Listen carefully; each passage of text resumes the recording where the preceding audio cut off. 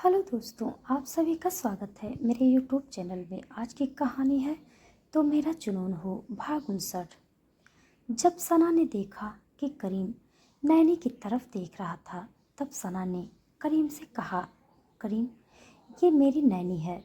जब मैं छोटी थी तब इन्होंने मेरी माँ के जाने के बाद से मेरा ख्याल रखा। फिर सना ने नैनी की तरफ देखा और कहा, Naini, thank you so much मुझसे नफरत ना करने के लिए। नैनी घबराए हुए चेहरे के साथ मुस्कुराने लगी। उन्हें करीम को देखकर एक दहशत महसूस हो रही थी। और अब आगे करीम ने नैनी की तरफ देखा और उठकर खड़ा हो गया। नैनी घबरा गई। सना ने भी करीम को देखा। करीम नैनी की तरफ बढ़ रहा था। नैनी सहमी हुई आंखों से करीम को अपनी तरफ आते हुए देख रही थी। करीम नैनी के पास आ गया और अचानक उसने झुककर नैनी के पांव छू लिए। एक पल के लिए तो नैनी की सांसें टंगी रह गई और खुद सना भी हैरान थी। करीम खड़ा हुआ और उसने नैनी के झुर्रियों से भरे हुए चेहरे की तरफ देखते हुए कहा, नैनी, मेरी पत्नी का बचपन से एक माँ की तरह ख्याल रखा और उसे एक बेटी होने का प्यार दिया। इसके लिए मैं आपका बहुत सम्मान करता हूँ। अगर सना की माँ जिंदा होती तो मैं उनका भी इतना ही सम्मान करता। करीम के शब्दों को सुनकर सना को अपनी माँ सरोज की याद आ गई। करीम इतना अच्छा हो सकता था, उसके भाव इतने अच्छे थे, सना ने कभी नहीं सोचा था। वो तो हमेशा गुस्से में रहने वाला, शांत रहने वाला और कम बोलने वाला अकुड़ इंसान था। वहीं नैनी भी सदमे में थी। उसने जल्दी से सर हिलाया और लड़खड़ाते और हड़बड़ाते हुए शब्दों में कहा, ऐसी कोई बात नहीं है। मैं सना को अपनी बच्ची ही समझती हूँ। हाँ, वो मैं जानता हूँ, मैंने सब देख लिया है। करीम ने शांत लहजे में कहा। नैनी ने सर हिलाया और कहा, जी, आप अपनी पत्नी के पास बैठिए, मैं चलती हूँ। असल में मुझे मेरे काम करने होंगे, नहीं तो मालकिन मुझे पैसे नहीं देंगी। करीम ने बूढ़ी नैनी की बातों को सुना। सना ने भी सर हिलाया और नैनी वहाँ से जाने को हुई। तभी करीम ने उन्हें रोकते हुए कहा, नैनी, आप गुप्ता निवास नहीं जाएंगी। हाँ, अगर आपको कोई प्रॉब्लम ना हो तो आप हमेशा के लिए सना के साथ रह सकती हैं। आप उसकी माँ के समान हैं या फिर दादी के समान। करीम की बातों को सुनकर सना के चेहरे पर मुस्कुराहट खिल गई। उसने बचपन में अपनी माँ का प्यार तो महसूस नहीं किया, लेकिन नैनी के आंचल ने उसे बचपन में बुरी चीज़ों से बचाए रखा था। नैनी की आंखों में भी आंसू आ गए थे। असल में नैनी सालों से गुप्ता परिवार में रहकर नौकरानी का काम करती थी। उनके आगे पीछे कोई भी नहीं था। वो इस दुनिया में अकेली थी। करीम की बातों को सुनकर सना ने जल्दी से सर हिलाया और कहा, हाँ नैनी, प्लीज़ आप मेरे साथ चलो। पहले तो नैनी जाने से राजी नहीं हुई, लेकिन सना की बहुत जिद करने के बाद नैनी उनके साथ उसके विला जाने को तैयार हो गई। नैनी ने हामी भर दी। कुछ देर बाद नैनी हॉस्पिटल के कॉरिडोर में बैठी थी और करीम सना के साथ कमरे के अंदर था। सना बेड पर पीठ टिकाकर बैठी थी। करीम उसके पास बैठा था। करीम ने सेब का एक टुकड़ा सना को खिलाते हुए और उसे डांटते हुए कहा, बेबी, तुम्हें मुझे परेशान करने में क्या मज़ा आता है? क्या तुम्हें कसम खा रखी है कि तुम हमेशा मुसीबत में पड़ती रहोगी? करीम की डांट सुनकर सना का मुंह बन गया। करीम ने अपनी बात जारी रखी। उसने कहा, चैन आ गया ना अब तुम्हें? हो गई तुम्हारी सो कॉल्ड बहन की शादी। मैंने कहा था कि तुम्हें वहाँ जाने की ज़रूरत नहीं थी। गुप्ता परिवार में जाने से मना किया था मैंने, लेकिन मेरी सुनती कहाँ हो तुम? करीम, तुम मुझे डांट रहे हो क्या? सना ने मुंह बनाते हुए कहा, हाँ तो क्या मैं तुम्हारी आरती उतारूं? तुम क्या चाहती हो, मैं तुम्हें मनमानी करने दूं? आए दिन तुम हॉस्पिटल में आने का मौका ढूंढ लेती हो और फिर तुम्हें यहाँ इस हालत में देखकर मुझे कैसा लगता है, इसका अंदाज़ा है तुम्हें? करीम ने एक बार फिर गुस्से से और थोड़ी तेज आवाज़ में सना को डांटा। डांट सुनने के बाद सना बच्चों की तरह करीम से नाराज़ हो गई। दूसरी तरफ ग्रीन प्लाजा होटल के प्राइवेट वार्ड के कमरे में जब सुबह सुबह खिड़की से गुनगुनी धूप शैली के ऊपर पड़ी तो वो कुनमुनाने लगी। शैली ने खुद के ऊपर कंबल डाला और चेहरे को ढकने की कोशिश की, लेकिन धूप अभी भी आ रही थी। शैली खुद से बड़बड़ाई, यार ये धूप, ये खिड़की कैसे खुली रह गई। इतना कहते हुए शैली ने जबरदस्ती आंखों को खोलने की कोशिश की, लेकिन शैली की आंखें तो खुलने का नाम ही नहीं ले रही थी। उसने जबरदस्ती अपनी आंखों को खोलने की कोशिश की ताकि वो जाकर खिड़की को बंद करके आ सके जहाँ से धूप आ रही थी। शैली उबासी लेते हुए नींद भरी आंखों के साथ खुद के ऊपर से कंबल हटाया और आंखों को बंद किए खिड़की के पास जाकर खिड़की को बंद किया। अधखुली आंखों से जब उसने खिड़की को देखा तो सोचा, अरे आज मेरी खिड़की से इतना सुंदर नज़ारा कैसे दिख रहा है।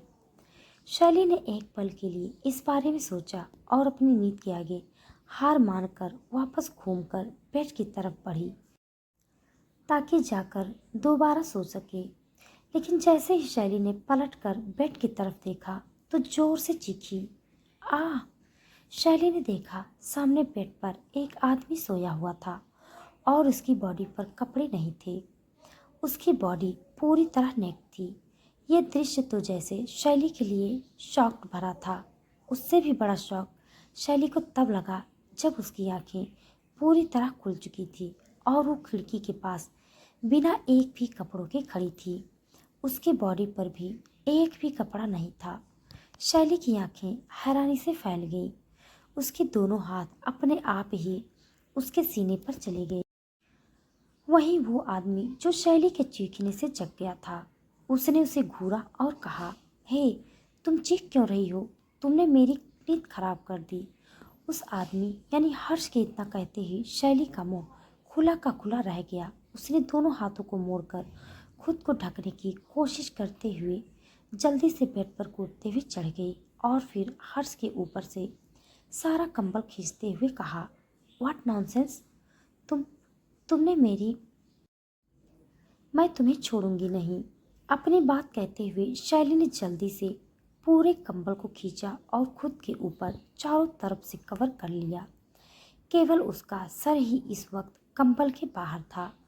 उसने सर निकालकर कंबल से बाहर झांका तो पाया हर्ष उसे अभी भी शरारत भरी नज़रों से देखते हुए मुस्कुरा रहा था। उसकी बॉडी न्यूड थी, लेकिन उसे इसे फर्क नहीं पड़ता था। हर्ष की कातिलाना स्माइल को देखते हुए शैली ने कंबल से एक हाथ बाहर निकाला और बेड पर रखे पिलो को उठाकर हर्ष को मारने लगी और मारते हुए ही उसने गुस्से से तेज आवाज में कहा, बदतमीज इंसान, ये तुमने क्या किया? मैं छोड़ूंगी नहीं तुम्हें।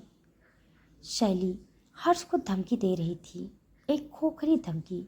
शैली का मन तो कर रहा था कि वो हर्ष का कचूमर बनाकर कूड़ेदान में फेंक दे, लेकिन वो ऐसा नहीं कर सकती थी, इसीलिए उसे खोखली धमकी दे रही थी।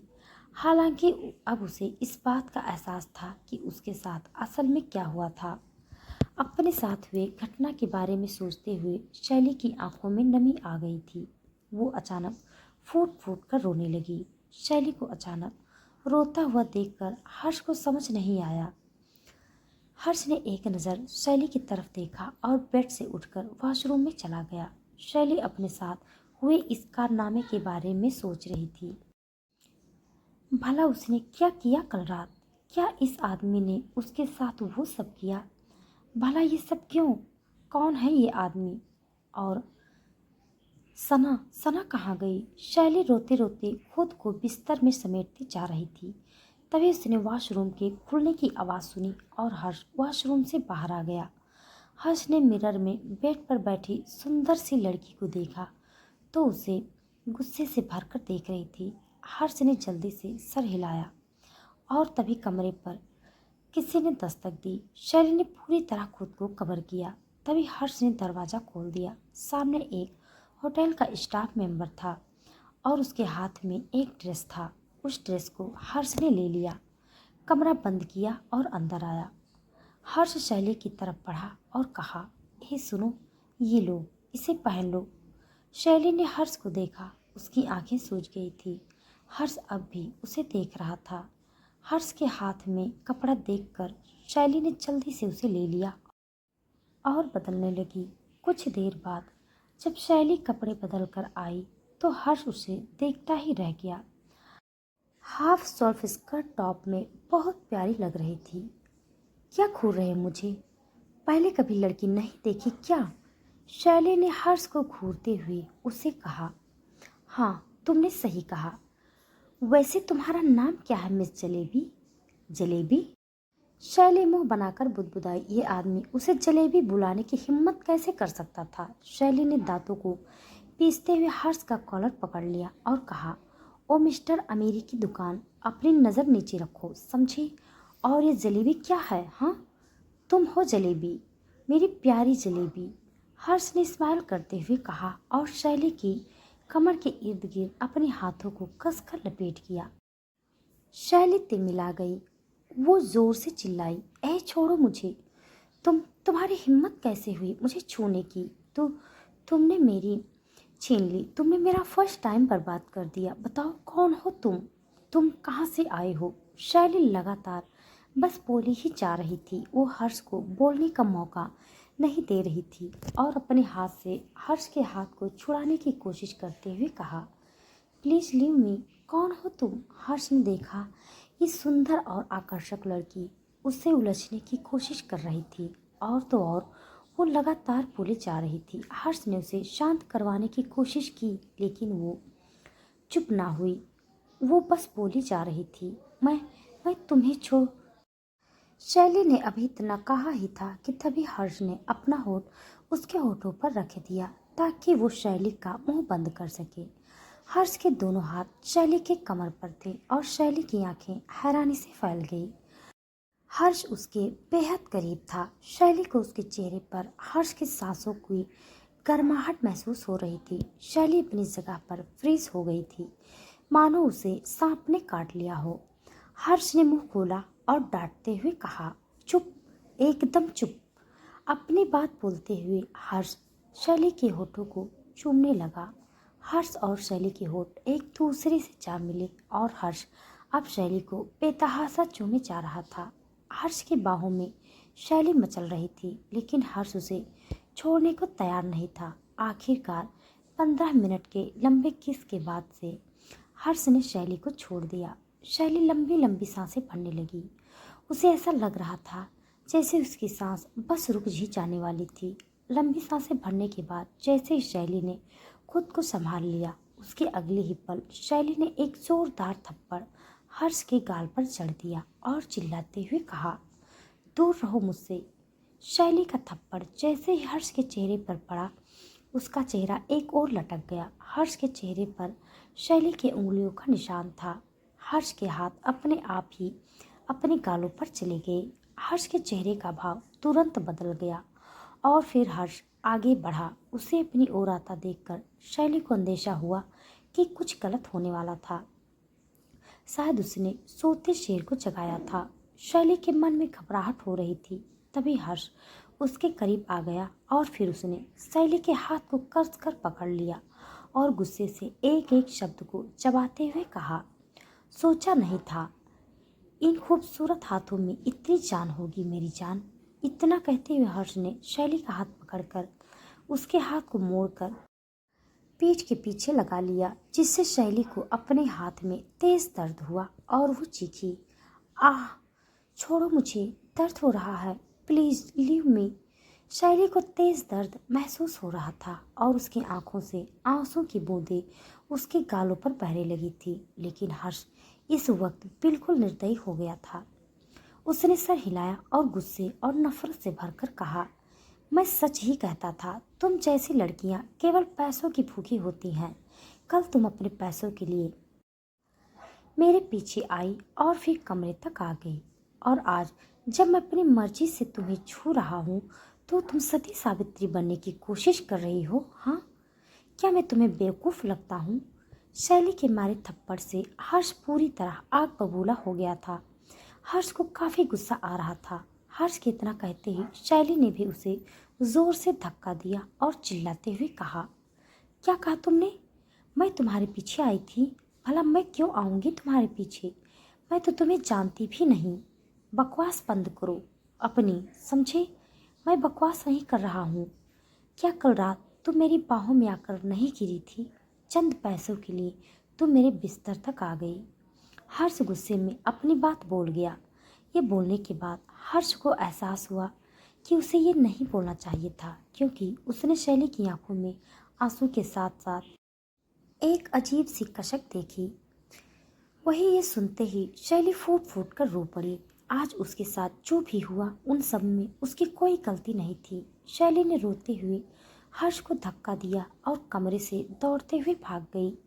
शैली के वहां से जाते ही हर्ष ने अपना हाथ दीवार पर दे मारा और उसके हाथ से खून बहने लगा। ये क्या कर दिया मैंने? हर्ष ने खुद पर चिढ़ते हुए कहा। वहीं दूसरी तरफ हॉस्पिटल में डॉक्टर ने सना को दवाइयों के साथ इंजेक्शन भी लगाया था, जिससे कि सना कम से कम आराम कर सके। असल में जब करीम से सना नाराज थी और करीम उसे मनाने की कोशिश कर रहा था, ठीक उसी वक्त नर्स वहां पर आई और फिर करीम के सामने ही उसने सना को दवा दी, जिसके बाद सना की आंख लग गई। वहीं गुप्ता निवास के बाहर उस वक्त काफी शोर था। गुप्ता निवास यानी कि राजेश और भारती का घर। गुप्ता निवास धू धू करके चल रहा था। भारती और सारिका के साथ राजेश भी अपने घर के बाहर खड़ा था। उन तीनों की आंखों में आंसू थे। आंसू होते भी क्यों नहीं, उनकी आंखों के सामने उनका घर चल रहा था। वो घर जिस घर का गुमान भारती, सारिका और राजेश को था। भारती ने रोते हुए राजेश का हाथ पकड़ लिया और उसे झकझोरते हुए कहा, ये क्या हो गया राजेश? हमारा घर, प्लीज कुछ करो, प्लीज कुछ करो। तुम तुम उस आदमी को कुछ कहते क्यों नहीं? उसने गिड़गिड़ाते हुए कहा। तुम कैसे उस जाहिल सना के पति से डर सकते हो? वो आदमी है ही क्या? प्लीज मुझे जाने दो ताकि मैं उस सना के बाल को खींच सकूं। उस बेहूदी लड़की की हिम्मत कैसे हुई इस घर में आग लगाने की? गुप्ता निवास के जलने के दुख में भारती को समझ नहीं आ रहा था कि वो क्या बोल रही थी। वहीं सारिका के दिल में अब सना के लिए नफरत की आग जल चुकी थी। उन सना की बच्ची की इतनी औकात कब से हो गई जो उसने एक ही पल में पूरा का पूरा गुप्ता निवास जलाकर रख दिया। इस बारे में सोचते हुए सारिका ने रोते हुए अपनी माँ भारती को कंधे से थाम रखा था। उसने भारती को समझाते हुए कहा, मॉम चुप हो जाओ, प्लीज चुप हो जाओ। तुम देखना साहिब हमारा साथ जरूर देगा। उसका परिवार तो मुझे ही अपनी बहू बनाना चाहता था। चिंता मत करो, मैं तुम्हारे और डैड को साथ रख लूंगी। जहां भारती, सारिका और राजेश रोते हुए अपना जलता हुआ घर देख रहे थे, वो देख रहे थे कि कैसे करीम ने अपनी पत्नी की चोट का बदला ले लिया था। असल में करीम ने गुप्ता परिवार के सभी शेयर्स खरीद लिए थे और उनके नाम पर बना उनका घर गुप्ता निवास को जलाकर रख दिया था। करीम ने उनकी जान छोड़कर उन पर एहसान किया था, लेकिन सजा तो उसे देनी ही थी। इसीलिए अब गुप्ता परिवार के पास सर छुपाने की कोई जगह नहीं थी। क्या नफरत की आग में जल रही सारिका बनेगी करीम और सना के बीच दरार की वजह? क्या साहिब देगा गुप्ता परिवार का साथ? जानने के लिए पढ़िए आप सब मेरे साथ। तो हमारी कहानी आप सबको कैसी लग रही है, कमेंट बॉक्स में ज़रूर बताइएगा। तब तक के लिए